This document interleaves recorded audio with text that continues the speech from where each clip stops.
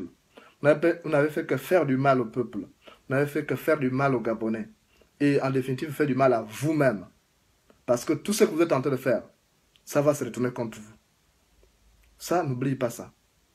Même si tu as beaucoup d'argent, rassure-toi. Tôt ou tard, tu seras rattrapé par le tribunal de l'histoire.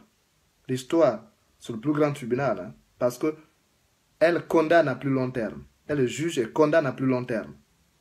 C'est pas le tribunal de Libreville hein, où où tu débarques souvent pour aller demander qu'on libère ton fils ou si on envoie tel en prison, puisque ce que tu as fait la fois dernière lorsque l'un de tes enfants adoptés là a cassé un bulle à Okala, lorsqu'il a, c'est Jeff Bongo justement dont il est question ici, lorsqu'il a cassé un bulle à Okala, lorsqu'il a blessé un sujet togolais pour un terrain qu'il discutait avec le général Ojanere, il a été convoqué au tribunal de Libreville et tu as débarqué là-bas avec toute ta famille pour dire que s'il fait la prison, alors qu'on t'arrête d'abord toi-même. Mais je t'assure que tu feras bien la prison. C'est pas le petit cinéma que tu es en train de faire là.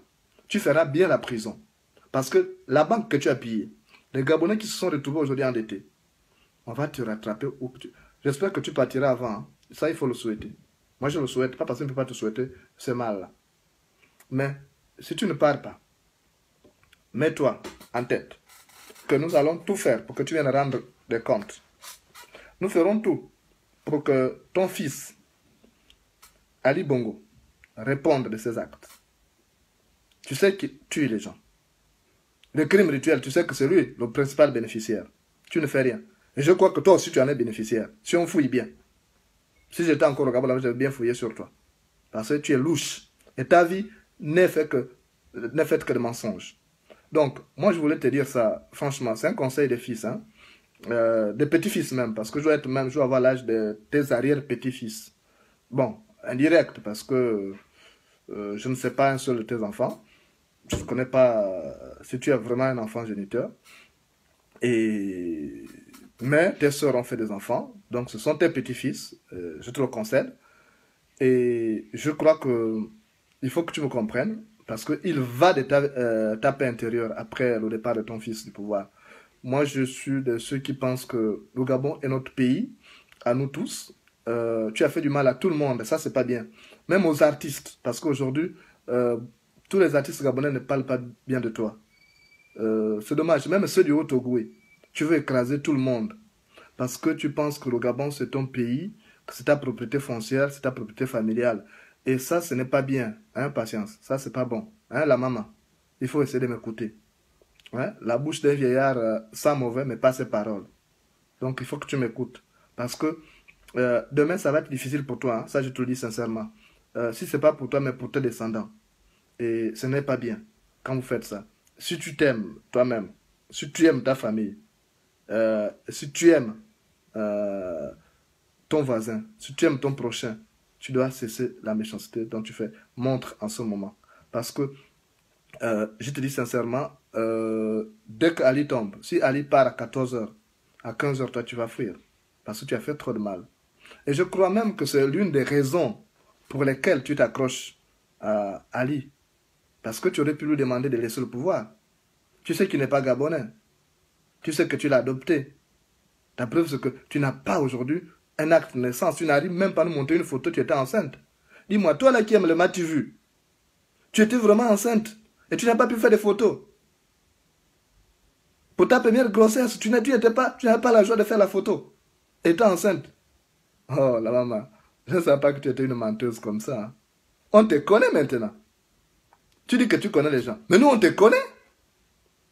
Tout ce qui est fourbe, tout ce qui est louche, c'est toi. On te connaît. Donc arrête.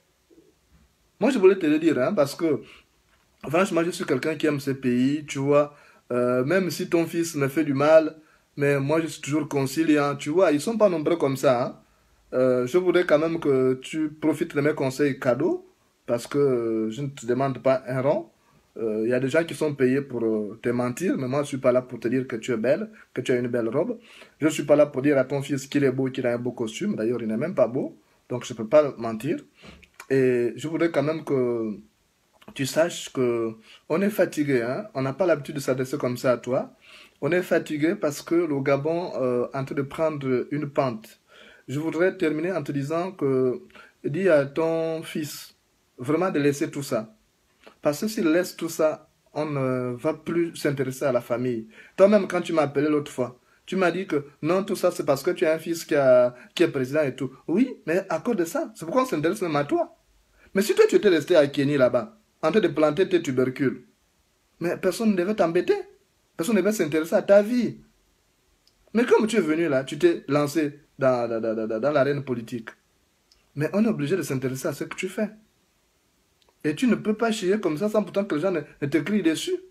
Et là, on est obligé de te crier dessus. On est obligé de te talocher. Mais quand tu mets le doigt dans le mortier, ne crains plus le pilon. Moi, je voulais te dire ça. Hein. Franchement, comme tu as beaucoup d'argent là, si tu envoies des gens m'assassiner ici à Paris, il n'y a pas de problème. Hein. Mais toi aussi, tu vas mourir. Parce que je n'irai pas barrer la route là-bas. Je t'attendrai. C'est comme à la prison centrale de Libreville. Là. Quand vous acharnez sur les gens, quand vous les envoyez là-bas. Mais le jour où tu vas les retrouver, ils vont te faire la fête aussi. Oh. Moi, je te dis, il faut me comprendre. Moi, j'ai l'âge de ton petit-fils. Moi, je te donne des conseils aujourd'hui.